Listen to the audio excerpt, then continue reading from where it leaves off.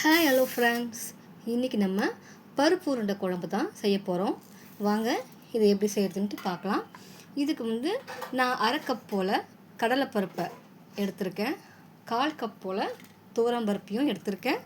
அடுத்தது கொஞ்சம் போல் சோம்பு, ஒரு 3 காஞ்ச மிளகாய், இது எல்லாத்தையும் சேர்த்து நல்லா ஒரு 2 மணி நேரத்துக்கு இதை ஊற வச்சிடலாம். 2 மணி நேரத்துக்கு அப்புறமா பருப்பு நல்லா ஊறி இருந்திருக்கும். இப்போ இதை நல்லா வாஷ் பண்ணிவிட்டு மிக்ஸி ஜாரில் போட்டு கொஞ்சம் குறப்பாக அரைச்சி எடுத்துக்கலாம்.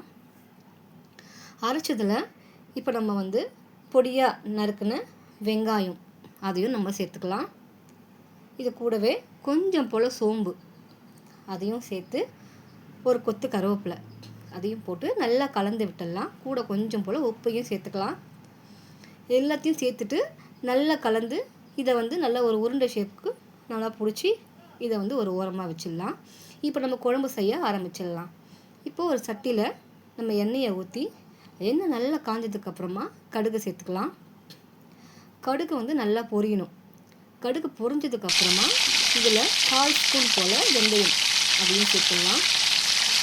வெந்தயமில் நல்லா கொஞ்சம் பொன்னிறலாக வந்ததுக்கப்புறமா நம்ம கட் பண்ணி வச்சுருக்கிற வெங்காயம் அதையும் சேர்த்துடலாம். கூடவே நான் கொஞ்சம் பூண்டையும் சேர்த்துருக்குறேன். ஒரு 10 பல் போல் பூண்டையும் சேர்த்துக்கலாம். சேர்த்து கூட ஒரு கொத்து கருவேப்பிலையும் போட்டு நல்லா எல்லாத்தையும் மிக்ஸ் பண்ணி வெங்காயம் நல்லா கோல்டன் ப்ரௌன் வர வரைக்கும் இதை வதக்கி வச்சுக்கலாம். இந்த குழம்பு சாதத்துக்கும் வச்சு சாப்பிட்லாம், இட்லி தோசைக்கும் வச்சு சாப்பிட்லாம், ரொம்ப நல்லாயிருக்கும்.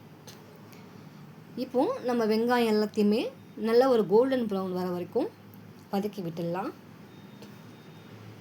இதில் நான் ஒரு 3 தக்காளி பழத்தை கட் பண்ணி வச்சுருக்கிறேன், அதையும் இப்போ நம்ம சேர்த்துடலாம்.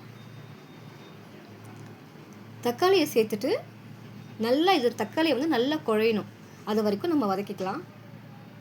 தக்காளி நல்லா குழையிறதுக்காக நம்ம கொஞ்சம் இதில் உப்பு போட்டு வதக்கி விட்டுடலாம். இப்போ இதில் நான் 1 ஸ்பூன் போல் உப்பையும் சேர்த்துக்கிறேன். தக்காளி நல்லா குழையணும், அப்போ தான் குழம்பு நமக்கு நல்லா திக்காக கிடைக்கும். அது வரைக்கும் நம்ம வதக்கலாம். இப்போது பாருங்கள், தக்காளி கொஞ்சம் போல் வதங்கியிருக்கு.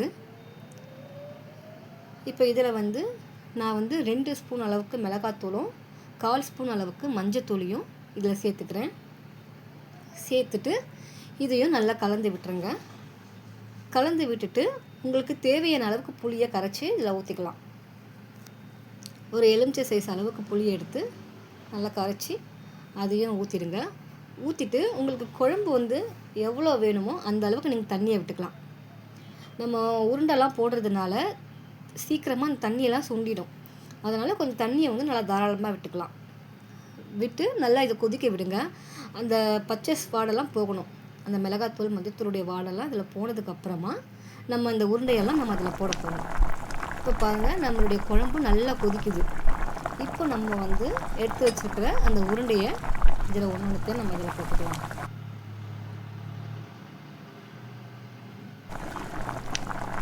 போட்டுட்டு இதை மூடி வச்சுருங்க.